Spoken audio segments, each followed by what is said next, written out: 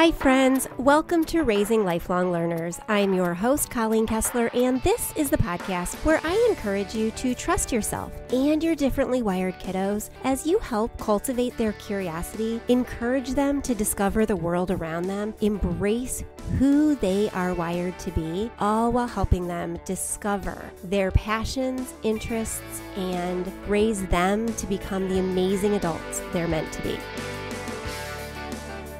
Hey, welcome back. This is episode 205. Today we're talking all about multimodal learning, what it is, and why it is such a great way to approach learning in our homeschools for our neurodivergent kiddos. It's going to be a great episode, lots and lots of thoughts and ideas to share, and so I hope that you get a lot out of it. All right, quick shout out to CTC Math. Thank you so much for sponsoring our podcast. We really appreciate you. Check them out at ctcmath.com. Now pop your earbuds in, go for a walk, tackle the dishes. Let's get on with today's episode. Hey there. Okay, so if you're listening to this podcast, chances are you have one or more neurodivergent learners in your home, and you are homeschooling because the traditional model of education just doesn't work for your unique learners. It's a challenge to bring kids home and know that they're already differently wired than the general population and not be a little nervous about how are you going to homeschool them and figuring it all out. But here's the thing. Homeschooling neurodivergent kids is the absolute best thing you can do for them because you are going to love them more than anybody else. You are going to move mountains to get them what they need. And you're going to be very conscious of meeting them exactly where they are and moving them forward in all those different ways. So today we're talking about multimodal learning and why it's good for our homeschooled neurodivergent kids. So first, let's talk about the fact that kids who are neurodivergent, and by neurodivergencies, we're talking about kids who are wired differently in any way. You might have a kiddo who has autism, has ADHD, has any number of learning challenges like dyslexia, dysgraphia, dyscalculia. They may be struggling with processing issues, auditory processing, visual processing. Your kiddo may have sensory processing challenges as well. They may have all manner of challenges. And we want to note that all of these things are doable in a homeschool. All of these things are manageable in a homeschool. You just need a little bit more support. And one of the ways that you can support your kids who struggle with any of these challenges is meeting them where they are through multimodal learning. Multimodal learning, simply put, just means using a variety of different styles, a variety of different senses, and a variety of different strategies in what you do. And that may seem huge and big and overwhelming, but really, I assure you, it is not. The concept of multimodal learning has so many potential benefits for our neurodivergent kiddos that it's empowering, really. It gives us the chance to be flexible and adventurous and open up to a bunch of different things that could happen in our homeschool. Okay, so first, let's talk about learning styles. I want to talk about learning styles first with perhaps a caveat. When we talk about learning styles, when anybody talks about learning styles, they talk typically about finding out how your kid learns best and making sure you teach them in that way. The one thing I'll say about that is, yes, we want to know how our kids learn best. We really want to know. In fact, there are quizzes all over the internet you can take to try to help tease out and determine your kids' learning styles. There's one on my site. You can go to raisinglifelonglearners.com and you can click Take the Quiz on the homepage, and it will walk you through a learning styles quiz that at the end will give you a little blurb about what learning style your kid has and send you an email with some strategies that you can use to help them learn in that way. Now, like any quiz on the internet, mine included, you have to remember that they're subjective. You're taking a quiz that typically only has one answer, right? And it weights it through the conditions that are set for the quiz. And if you're thinking about your kiddo in particular, when you're taking a quiz like a learning style quiz, in one scenario, you may answer it in a specific way that ends up with one learning style. But then if you rethink and you come up with, well, maybe my kid would do this in this situation, you might come up with a whole different learning style. And that's the nature of these kinds of quizzes. So you need to take them with a grain of salt, and you need to know that they're just for informational purposes and to give you a boost to kind of get started in meeting your kids in different ways. But the benefit to learning styles is that you find out what is kind of, you start to see through your observations and through taking these quizzes and learning about them, what you notice your kids gravitating towards. Like if your child needed to know how to do something and you think about it, you can probably tell or predict what your kiddo would do to find out that information. For example, one of my kids, if they needed to learn something, they would immediately go to YouTube. Another one of my kids would probably look it up in a book. And so they learn differently. One learns through the auditory processing in visual cueing of a video, whereas another one really, really focuses on words on a page. And so those are their preferences, right? And their typical style of learning. Now, that doesn't mean, and this is where the caveat comes in, that doesn't mean we want to do all of our teaching towards our kids in their learning style because they're neurodivergent and we want to make sure that they learn best in all areas. Yeah, we do. We want to make sure they learn best in all areas, but some areas come more easily to them than others, right? One of my kids has a very easy time learning math, whereas reading was very tough for that one. And it's completely the opposite with another one of my kids. So if I'm looking at the kiddo who struggles in math but excels in reading, I want to make sure that when I'm helping that child with math, I'm incorporating their preferred learning style, their best learning style, because that's the subject area, that's the content area that's going to be the toughest for them. So I want to make sure that when we're tackling math, we're tackling it through whatever their learning style is, whether that's hands-on learning or visual learning or auditory learning or whatever. And then when we're doing anything that is more reading-based, we want to challenge. We want to put in more note-taking or more incorporating that reading into something else. We want to make sure that we're using their learning styles to shore up their weaknesses and using their least preferred learning styles in the areas in which they're strongest so they come out more well-rounded. We want them to be able to learn in a variety of ways because we never know what the future brings and how they're going to need to learn in the future. And so we want to incorporate all those different styles into our homeschool, but we want to make sure that we're really, really focusing their preferred or their best learning style in the areas in which they struggle most. On top of that, we want to make sure, especially for our kids who have a specific kind of neurodivergency, that we're tapping into lots of different modes of learning. And by modes of learning, I mean like visual cues, pictures, music, lectures, videos, books, plays, playing, experimentation, stuff like that. So say we've got a kiddo who has ADHD and is very wiggly, very impulsive, and their brains are always seeking novelty. Well, we want to make sure that that particular child is learning in a way that is best suited to their neurodivergency. So we want to give them lots and lots of brain breaks every 20 minutes or so. We want to make sure that we're incorporating lots of novelty into their learning, that we're giving them new things. Maybe like one of my friends did with her kids, they're jumping on trampolines in the backyard to practice their math facts. Maybe they are like my oldest who needed to move. And so I would print out his math work and I would cut it up into little pieces of 2 or 3 problems on a piece. And I would hide those pieces like taped to walls all over the house and have him go on a scavenger hunt to find all of the different math problems he had to solve. He was still doing the same number of math problems, but he was moving in between each section of problems.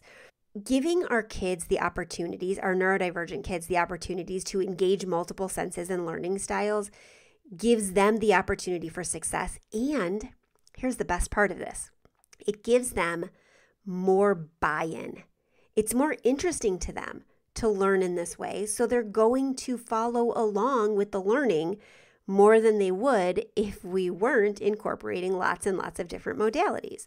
So we want to try to integrate visual cueing, visual resources like charts and books and pictures, as well as auditory learning like sounds and music and lectures, kinesthetic, the movement I was talking about, tactile, where they're using hands-on learning, because we will increase the engagement, we will improve retention. Our kids are going to remember more about what they've learned, and their comprehension will be enhanced. They will they'll understand more of what they learn when we're incorporating all of those different ways of learning.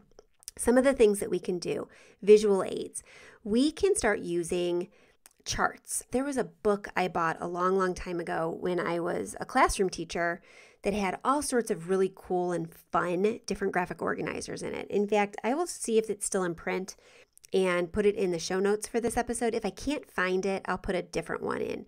There's lots and lots of different graphic organizer books that were designed for classroom use that we as homeschoolers can use, just to give us ideas for how to incorporate some of those visual cueing systems in our homeschool. We can use visual facilitation. That's a strategy I've been using a lot in the Learners Lab with the students that I work with in there and their families. When we talk about social and emotional skills, we do a creative thinking lesson every month that is typically related to the social and emotional skill of the month, but sometimes it's something to tap into their creativity or their problem solving or critical thinking. One month we were talking about their own kind of perfectionism and their views of who they were. And we did a visual that was a circle of control, where they put within the circle what they can actually control in their life. They visually drew this circle in a creative way that would help them remember that some things they were in control of and some things were outside of their control. So within this circle, they drew pictures or wrote notes, depending on what kind of learner they were, of the things in their life that they can control right now. They can control, how much they eat. They can control how much work they do, what they choose to do as a hobby, things like that. What they can't control. They can't control getting to a friend's house. They can want to go to a friend's, but they can't control going to a friend's, right? Because they can't drive themselves. They can't control the food that is in the house because they don't purchase the food.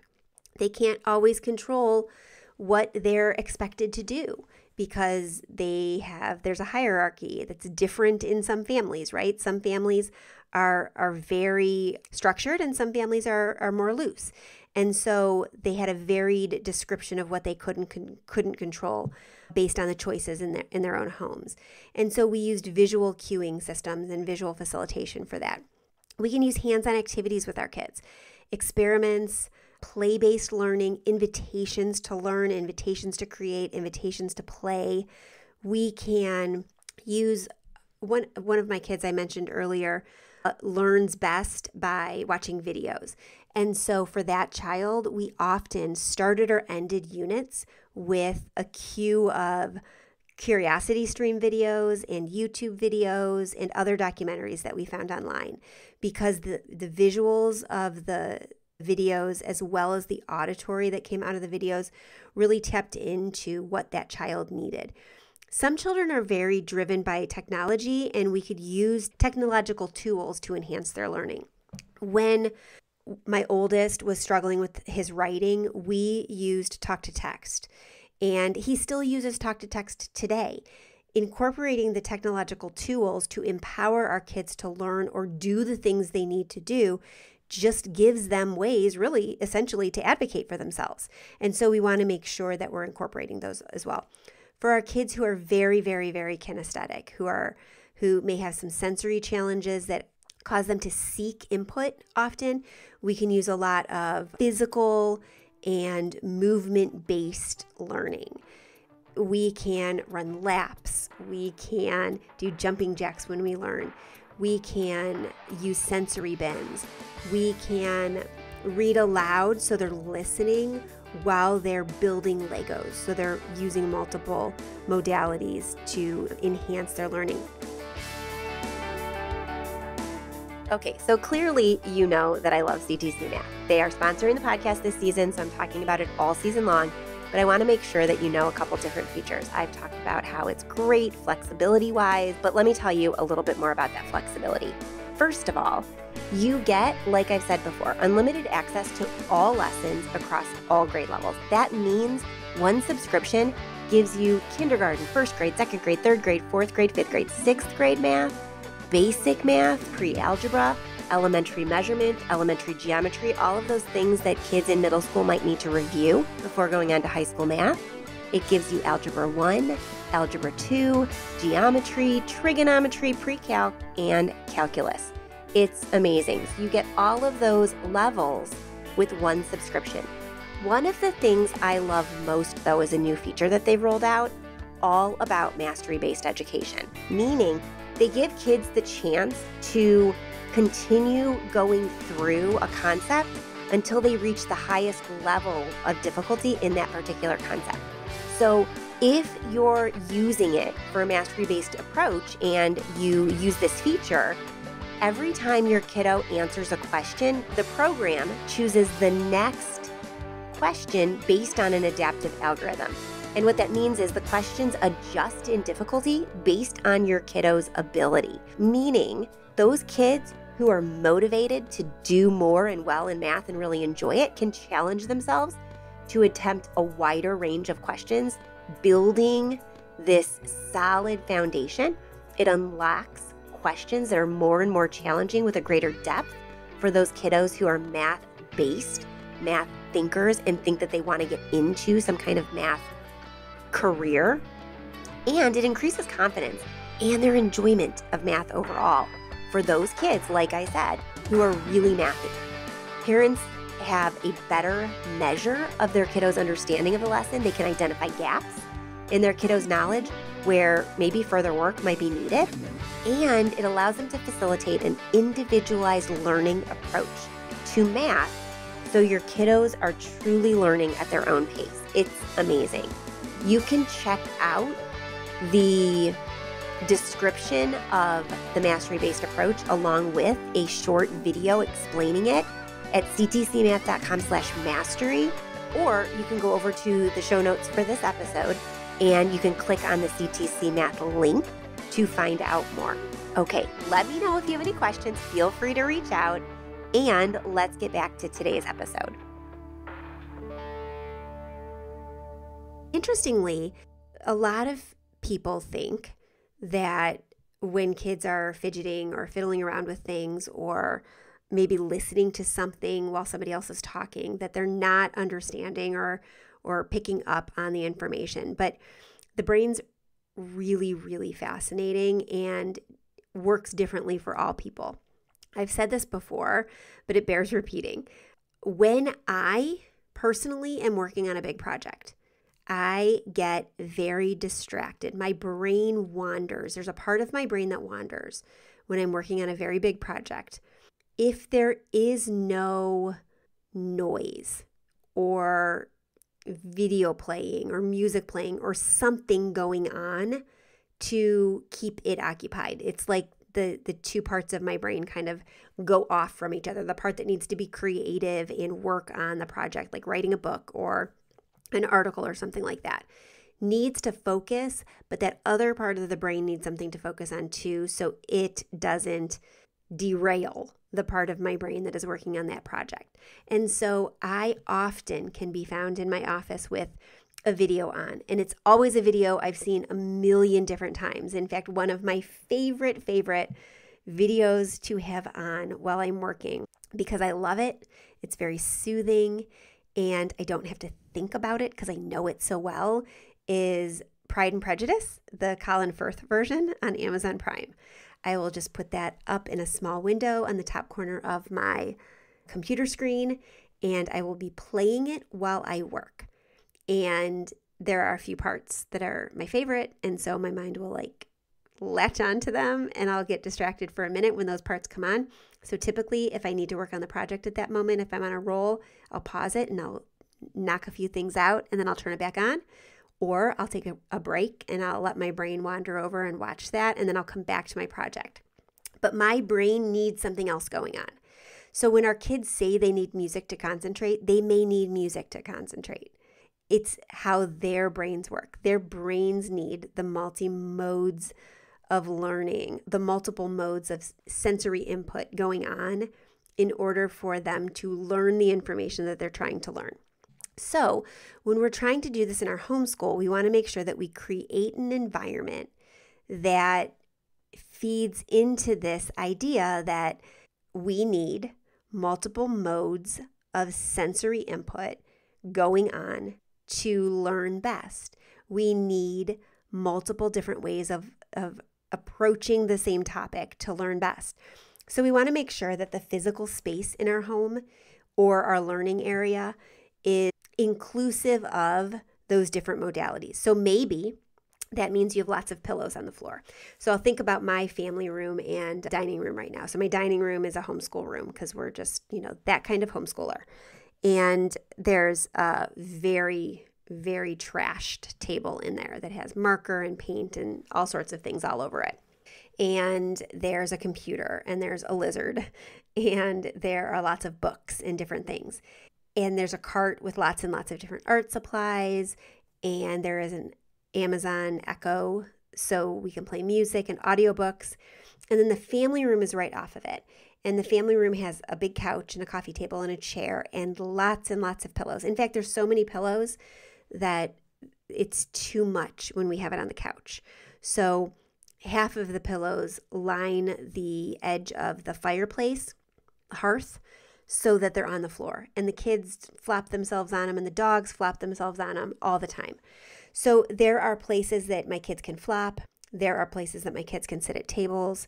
There's the couch they can stretch out on.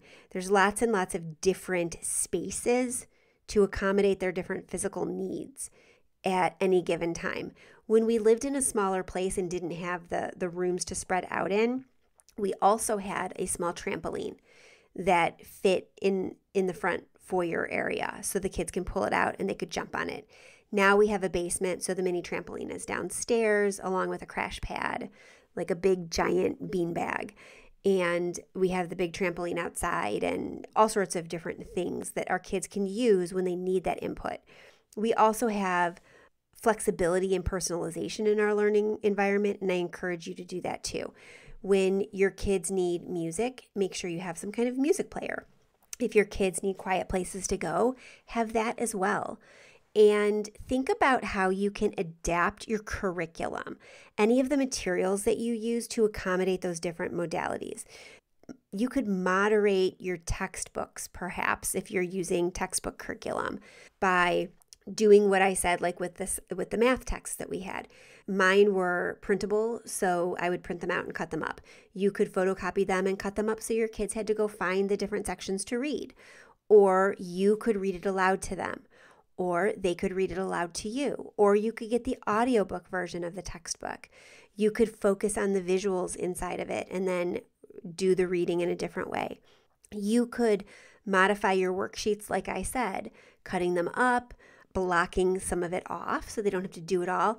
When I was a gifted specialist in the school system, one of the things that I would suggest to my teachers that I worked with who had gifted and twice exceptional kids in their classrooms was the strategy of the 10 most difficult problems first. And I would encourage the teachers to, especially in math, when I had math kids who got math concepts very, very quickly, I would encourage them to circle the 10 most difficult problems on any given assignment and tell the kids that if they got those 10 problems correct, they didn't have to do all of the other problems on the page, because the idea is if they can do the 10 most difficult, why would we have them do the other 30 that aren't as challenging as those 10? If they can do the 10 hardest problems on the page, then they've mastered the concept and they should be granted the opportunity to move on. But If they didn't get all 10 of those right, then that teacher could require them to either do 10 more problems, the next 10 hardest, or do all of the problems on the page for extra practice, which was very, very fair. It gave our kids the opportunity to show that they'd mastered a concept and move on, adapting that assignment or that worksheet to show that, or they were given the opportunity to practice more if it was an area that they weren't 100% in. Some of the other ways that we could modify curriculum, we could take out the paper pencil stuff altogether. Our kids don't have to write all the answers to everything if we're using curriculum. They can talk to us about what they've learned. They can describe what they've learned. One of my kids' favorite things to do in the past, my younger kids especially, in fact, we were just talking the other day about reincorporating this into our homeschool in the coming year. I bought them big sketch pads. Usually I get them 9x12 spiral bound watercolor paper notebooks because watercolor paper is very thick and high quality. And I would have them every single day use watercolor pencils to illustrate something that they learned that day or something that was interesting to them that day, and then write a couple sentences or a couple paragraphs, depending on their age, beneath their image that they created. And then they could take watercolor brushes in water and brush over it and blend the colors if they wanted to. But this created a visual representation of one of the main things that they learned. The other things they would just talk to me about. We would talk about what they learned. What was the history chapter about? What was the documentary about that we just watched? What was something interesting that came up in the critical thinking class that they had taken? And we focused on the importance of collaboration and communication. And we highlighted the flexibility that we have as homeschoolers. We have the ability to change things up so they meet the needs of our kids at any given point, and we don't overwhelm them with too much of one thing. All this writing or all this reading or all this research or all this paper pencil stuff. We can accommodate their needs and their learning styles and their preferences in a variety of ways. We also want to make sure that we incorporate them into the decision making because our kids learn best when they're bought into it. So we can ask them to help set goals, to choose their curriculum or how they demonstrate knowledge, and how they incorporate their different senses and their different preferences into their learning. And then encourage them to kind of monitor their own successes, progress, and failures. Remember in last week's episode, we talked about the power of metacognition, that idea that thinking about their own thinking and reflecting on their own thinking can help empower our kids to be more successful learners. This is the time that can come in. They can think about the ways that they learn best, especially as they get older, and they can incorporate some of those into their own learning and then recognize the areas in which they struggle and need a little bit more support. And you and they can work together to build a homeschool that is tailor-made for them very specifically. Here's the thing. Like I said back at the very beginning of this episode, homeschooling is the perfect scenario for neurodivergent families. You have the chance as a parent homeschooling a neurodivergent kid to give them exactly what they need. You can get them the therapies, the resources, the support, the education that they need. You can tap into their learning styles and all the different modalities of learning and create this unique and individualized education that celebrates who they are while fanning the flames of their passions and building off of their strengths. This is exactly what you were meant to do. So I'm encouraging you to find ways to incorporate the different senses, the different modalities, different modes of learning into your homeschool while remembering to keep your child centered at the core of it. Think about who your kiddo is. I've talked about before becoming a student of your child, and I'll say it again. Look at them, watch them, learn about them from them, and build the perfect homeschool around who they are and who they're meant to be. This is going to be awesome and empowering as you embrace it.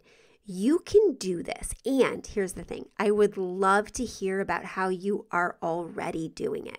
So if you get a chance, shoot me a message over on the contact form on the website. You can go to the show notes for this episode at raisinglifelonglearners.com/podcast. And at the bottom of the episode show notes, you can find a link to the contact form. You can also find a link to an audio player where you can leave a voicemail. I'd love to know what kinds of strategies you use to incorporate different modalities in your homeschool already, or what you're struggling with, so I can create an episode to help you with that, or help you by reaching right back out to you about other ways that you can help your kids be successful. Tapping into their different learning styles and their different strengths and shoring up their weaknesses through those strengths is empowering for both you and your kiddo. So you've got this. I am so proud of you. If you know somebody who is homeschooling a neurodivergent kiddo and could benefit from this episode, I would love it if you would share it with them. I'd also love it if you would take the time to leave a rating or review over on Apple Podcasts. It really helps. Reviews help. They help podcasters. They help authors. They help people who write articles. They help all sorts of people. But it takes time, I know, so I'm grateful if you take the time to do it. The instructions for how to leave a rating or review on Apple Podcasts is on the show notes for this episode, and you can find that out again over at raisinglifelonglearners.com/podcast. We'll be back next week with another great episode. Next week is all about our kiddos' well-being. In the Learners Lab in the month of July, we are going to be focusing on helping our kids have a strong sense of well-being. And so next week's episode is going to talk about that, to build on some of the things that families are learning about in the Learners Lab that I want listeners here on the podcast, even if you're not a part of the community over at the Learners Lab, to benefit from as well. That said, I would love it if you would join us in the Learners Lab. We do lots of fun things over the summer. There are reading challenges and family connection challenges that you can participate in and win prizes. And it's just a really wonderful community full of families who are quirky, creative, outside-the-box thinkers just like you, and support each other in our homeschooling journeys. I love being a part of it as well as facilitating it. And I love every single family in there. It's just so fun. So check it out over at raisinglifelonglearners.com, and I hope to see you in there. All right, we'll be back same time, same place next week. Have a great week. Enjoy your kids. Talk to you soon. Bye for now.